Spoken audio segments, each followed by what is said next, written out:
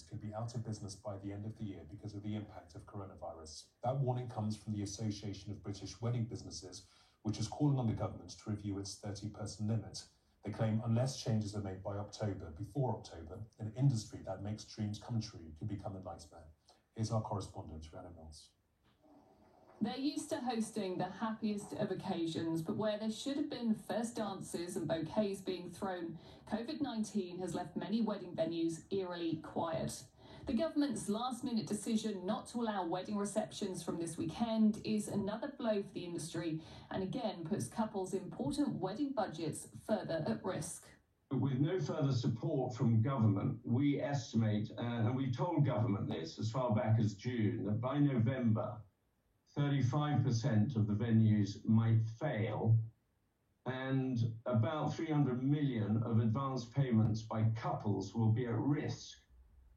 And on top of that, of course, you've got the lost jobs, the failed businesses, not to mention the shattered dreams and savings of the couples and their families.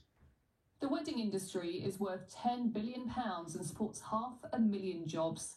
At Berrycourt Farm, they have still got couples coming in to look, but uncertainty is having a big knock-on impact on a whole range of businesses that they work with. Obviously, for a wedding day, there are so many connections. There's your florists, your photographers, caterers, DJs. There's so many different parts, and within the catering team, there's waiters, waitresses, all of that kind of thing that all does come together. We've been trying to support our catering team and our suppliers as best as possible. But obviously, it has been difficult for the smaller businesses. Vicky and Brett are due to be saying their vows this September. Their original venue in Sheffield went bust. They have managed to book another one and know they are pretty lucky compared to some couples who've lost thousands. We spoke to the priest who was in charge of the church that was associated with it, and he kind of gave us a bit of a warning saying they were facing liquidation. So that kind of put an alert in our heads saying something's not a bit right. They're not confident that they'll make it through lockdown without a constant stream of business. And they were really kind and basically gave us a refund and cancelled our booking ahead of them going into liquidation.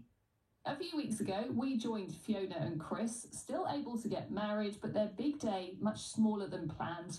The restrictions on wedding receptions will potentially be lifted in a couple of weeks, but it is more uncertainty in a year when all kinds of celebrations haven't been quite what we expected. Rhiannon Mills, Sky News. Well, let's get some reaction to this story with the celebrity wedding planner, Sarah Hayward. Sarah, thank you very much for joining us this morning. Firstly, can you just give us an idea of what the last few months have been like for you? Well, if you work in the wedding business, we've never been busier in terms of postponing weddings, then postponing them again, and then cancelling them on Friday. And I have to say, you've just given a great report all about venues. Well, it's not all about venues. It's about hundreds of thousands of people, tens of thousands of small businesses, micro businesses, sole traders, freelancers, all of whom rely on the wedding industry to earn their living. And the organisation, the Association of British Wedding Businesses, are hell-bent on getting us open come what may. And look what's just happened. The 30-person wedding was cancelled. The real issue is that we need a bridge to the other side. The season has already been decimated. We already will not recover this year. And we're a seasonal industry, and therefore we need assistance. Some of us, many of us, have put forward good ideas. And the reason to support weddings is we are made up of the kind of businesses that have been forgotten along the way, the family-run businesses, including venues, but also many, many others, bridal retailers, photographers, videographers, caterers, DJs, bands, the people who do up cars and bring them out at weekends for weddings. All these people rely on this sector, and we need a bridge to the other side.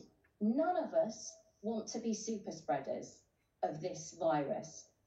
And how come that businesses like mine or the beauty business, wedding venues, who could actually get people out there in controlled environments have been left till last. We can take a £10 voucher and go and have a meal in a restaurant alongside 80 other people, but we can't get back to work. What bridge are we talking about here? What would you like to see? What would be able to help your sector out in order for you to get over the initial hurdle? Well, first of all, there needs to be some kind of financial support for the very small and micro businesses. For those of us running larger businesses, things like access to the reduction in VAT, which has been given to wider hospitality, the access to the reduced rates, which a business like mine doesn't qualify for. Apparently, I'm not hospitality. We've talked to the government about some kind of deposit guarantee scheme, perhaps something that they could underwrite to instill confidence in going forward. And right now, I think that's the biggest obstacle to our recovery, consumer confidence in moving forward with next year and the year after. Overseas couples is a huge part of our industry. There's nowhere better than Britain to come and marry like a princess in a palace. And that's not even being addressed at the moment, and that's my business.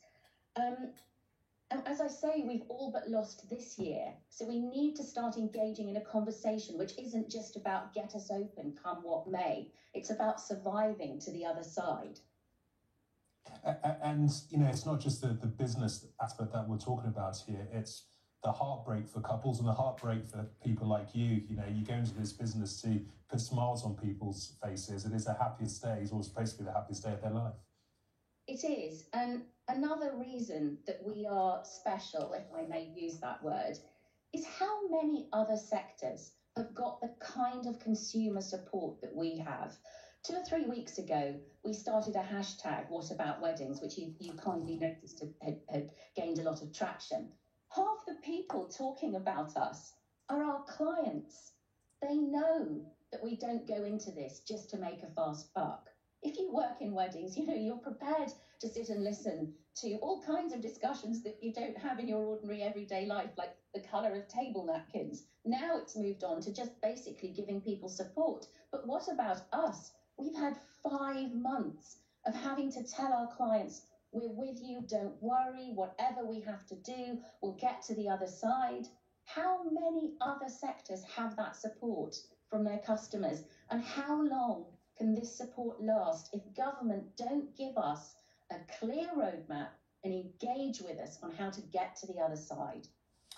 Sarah, really good to talk to you. Many thanks indeed for sharing your thoughts and wishing you and your sector the very best for the future. Thank you.